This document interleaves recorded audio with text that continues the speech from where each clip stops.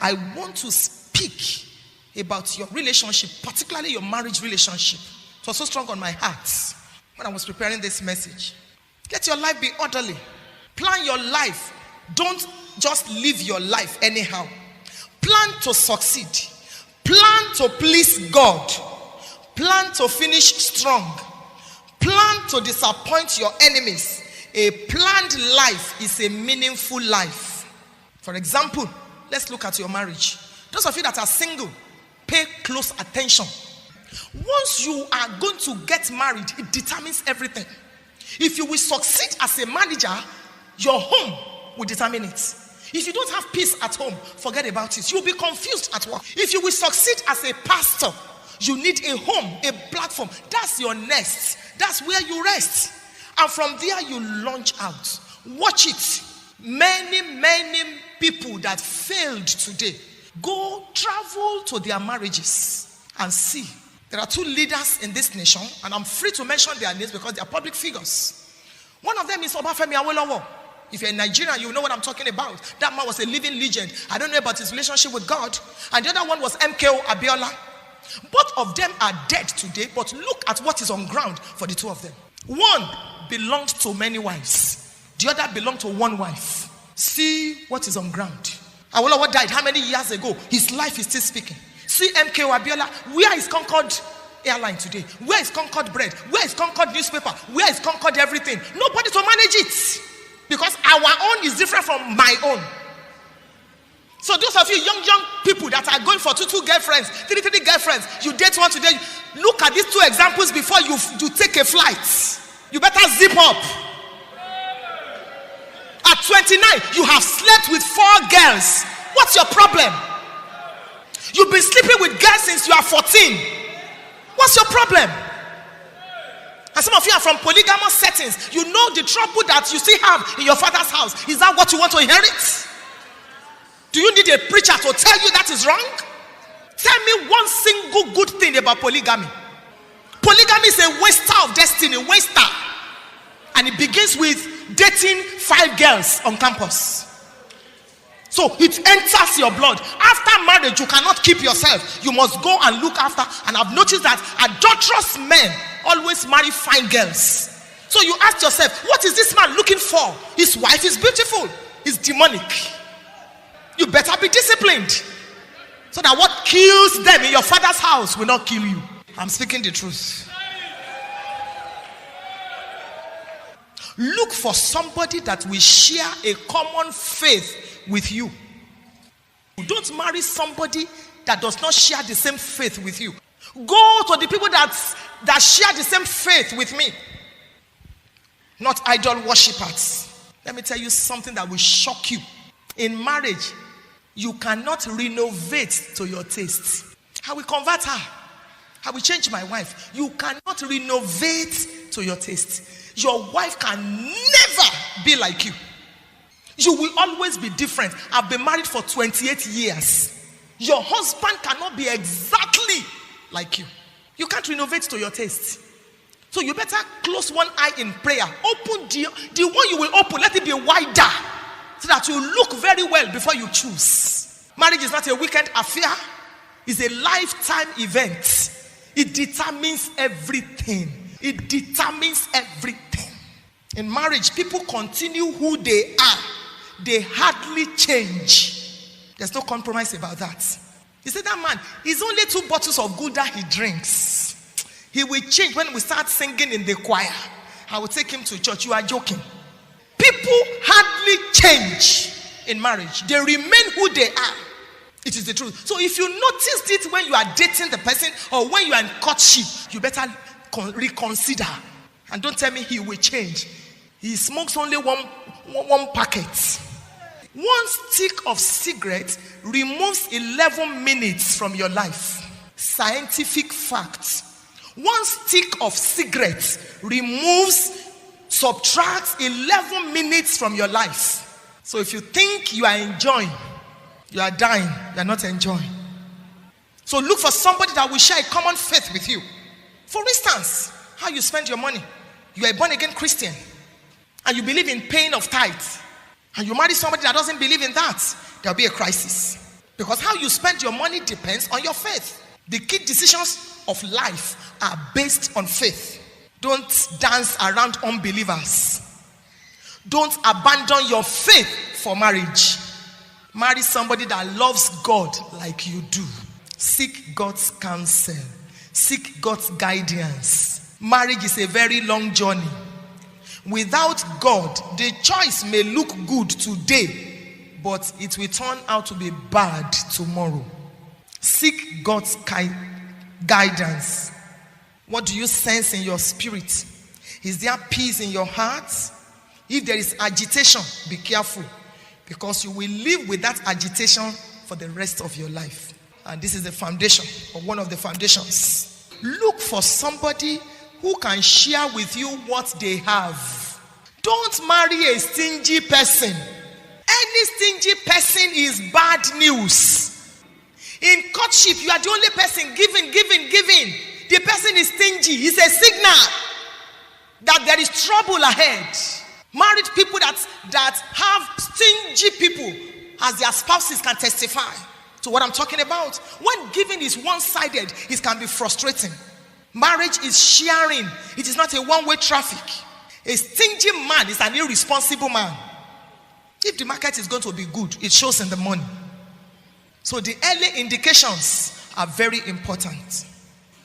Don't marry a man that knows only how to massacre food.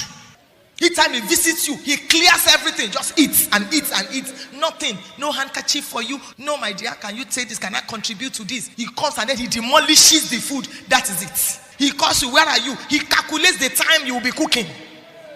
A stingy man is an irresponsible man. And you will see the early indications before you go into marriage. Many lives are not meaningful today because of this.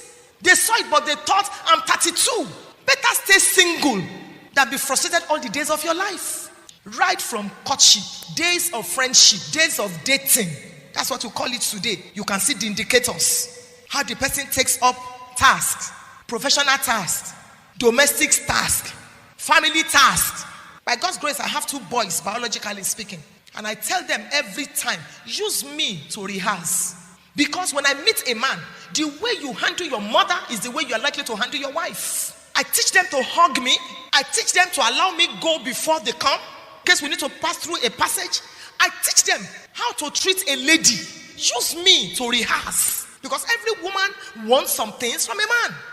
You can see an irresponsible man. You can see the indicators. For instance, both of you are in school. He won't go for lectures. He won't write his assignments. He sleeps and dozes. You can tell that this one you don't have any future with him. If your life is going to be meaningful, avoid this irresponsible, lazy person. Avoid. In marriage, you can see whether you are a man or a woman, how neat are you?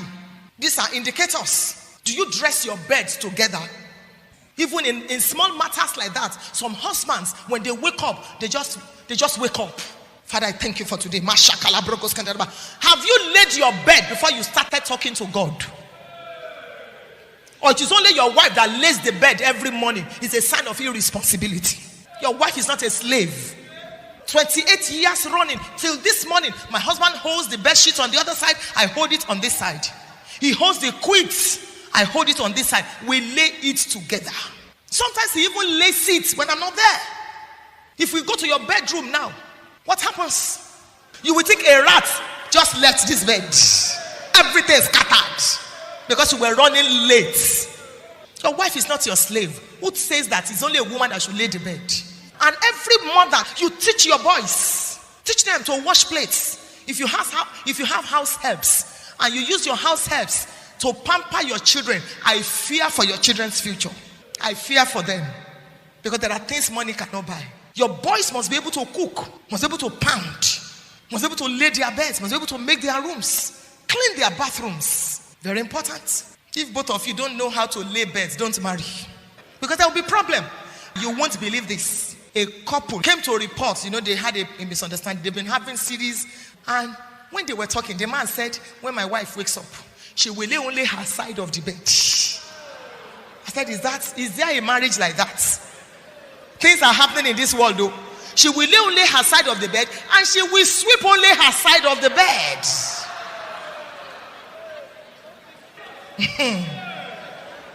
Somebody shout, I'm blessed. Don't marry a lazy woman.